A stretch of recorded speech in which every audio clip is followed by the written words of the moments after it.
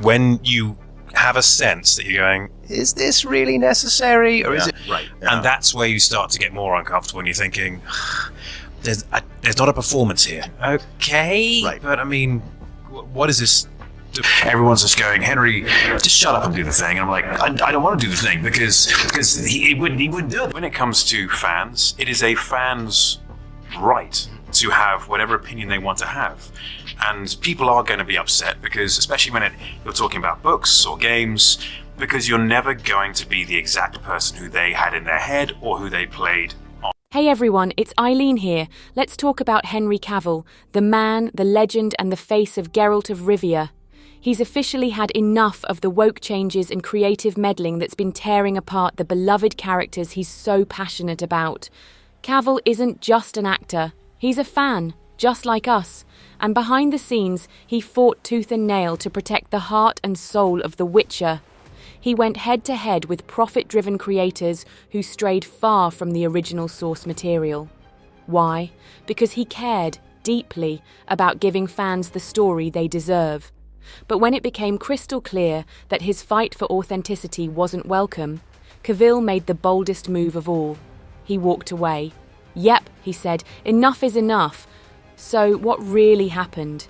What pushed him to make such a drastic, gutsy decision? Let's dive into the full story of Henry Cavill's epic battle for creative integrity and his stand against woke Hollywood. Buckle up because this one's a ride. Thank you. I really feel the love, and I love you guys too. It's so wonderful to be here. But I'm going to talk about what it was like filming my final season, and believe me, working with you guys was the biggest pleasure. So, just want to say I'm going to miss you. I'm going to miss you very much. Why did Henry Cavill quit The Witcher? Well, it turns out it wasn't just because he's playing Superman, it was because he's having a lot of problems with the show. He's been really upset with the writing and he wants the show to be more accurate to the books. And supposedly behind the scenes, the writers just do not care about the actual books. Not even a year ago, where Henry very publicly said that he is committed to doing the planned 7 seasons of the Netflix Witcher on one condition. That condition being that the writers can manage to tell great stories while honoring the source material this show is apparently meant to be based on. Now, okay, well that actually does fucking indicate something, doesn't it? Henry Cavill wasn't just playing Geralt of Rivia, he was Geralt of Rivia, a fan, a gamer, and someone who deeply lived the world of The Witcher. Even before landing the role, Cavill was already immersed, playing The Witcher video games and devouring Andrzej Sapkowski's books. He didn't just know the lore, he breathed it. So, when he stepped into Geralt's boots, it wasn't just another acting gig, it was personal. From day one, Cavill's passion for the source material shone like a beacon. Those iconic grunts, the stoic intensity, the quiet yet fierce monster hunter with a deeply rooted moral compass. That was all Cav's vision. He wanted Geralt to be more than a character. He wanted him to feel real, exactly how fans imagined him from the books and games. But Cavill's love for Sapkowski's world wasn't just about Geralt. It was about preserving the creator's vision. Unfortunately, not everyone on set shared that dedication. Reports started swirling about creative clashes between Cavill and the show's writers. And here's where the drama kicked into overdrive. While Cavill was a superfan of the books and games, some of the writers reportedly weren't. Former writer and producer Beau DeMayo even revealed that some members of the team actively disliked the source material. Cavill pushed hard, fighting for authenticity, accuracy, and staying true to The Witcher's gritty, grounded roots. He wanted Geralt to remain the morally complex, nuanced character fans adored, but not everyone appreciated his efforts. Showrunner Lauren Hissrich tried to strike a balance, but tensions behind the scenes kept escalating. Cavill's dedication to the lore made him a hero to fans, but to some insiders, it made him difficult to work with. By the time Season 3 wrapped, things had hit a breaking point. Cavill, unwilling to compromise his principles, made the heart-wrenching decision to leave. Fans around the globe were shocked and immediately rallied behind him. They blamed Netflix for veering too far from Sapkowski's vision. One furious fan wrote, "Netflix destroyed a golden goose with their unnecessary changes. We wanted a show based on an iconic book series, not fan fiction." Another declared, Henry Cavill will forever be enshrined as the Witcher. The fact that he left because of egotistical producers says it all. They lied, slandered, and butchered the series. These weren't just isolated reactions. Social media exploded with fans vowing to boycott the series post-Cavill. His exit didn't just break hearts. It became a rallying cry for creative integrity and a massive statement against Hollywood's obsession with creative liberties.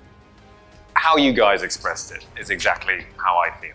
It's the character means so much to me, and it's been 5 years now, and I've, quite rightly, otherwise I probably shouldn't deserve to wear the cape, but I never gave up hope.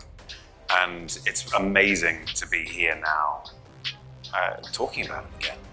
There is such a bright future ahead for the character, and I'm so excited to tell a story with an enormously joyful sequel. This situation right here is exactly why you can't trust anybody, bro. James Gunn announced over a couple of tweets that him and Peter Safran have a new slate imagined for the DCU, which includes a younger version of Superman, meaning that Henry Cavill is no longer going to play the Man of Steel. This set the entire internet ablaze because this man deserved better. He did a great job as Superman. Henry himself put out an emotional statement talking about how much he enjoyed playing the Man of Steel and how the symbolism and hope that the character brings is still going to be shown in the future, just not with him. DC is 100% going into reboot mode, which sucks specifically for Henry Cavill, considering we also lost him as Geralt of Rivia since he's no longer going to be showing up in The Witcher Season 4. Cat is out of the back when it comes to Henry Cavill coming into the mix. How much did you have to do with that, mister? And what do you know about Man of Steel 2? For years, audiences have been so passionate and vocal. We've established Black Adam as the most powerful and unstoppable force on our planet, but the fans have been so passionate about where's the most unstoppable force in the universe? Where is he? We've all been fighting for this moment. Welcome. I wanted to make it official that I am back as Superman. And the image you see on this post and what you saw in Black Adam are just a very small taste of things to come. This felt like a gut punch, a slap in the face to fans everywhere. They had just been promised the triumphant return of Henry Cavill as Superman, the actor who embodied hope, strength, and humanity like no one else. And then, out of nowhere, that hope was ripped away. Instead of continuing the story fans cherished, James Gunn and Peter Safran decided to wipe the slate clean, choosing a younger, rebooted Superman for Superman. Legacy. To many, it felt like yet another unnecessary woke reinvention, dismissing everything that made Cavill's Superman special. For Henry Cavill, Superman wasn't just another role, it was the defining chapter of his career. Time and again, he spoke about what the character meant to him, both personally and professionally. To Cavill, Superman represented optimism, hope, and the strength to always do what's right, even when the odds were impossible. And he nailed it.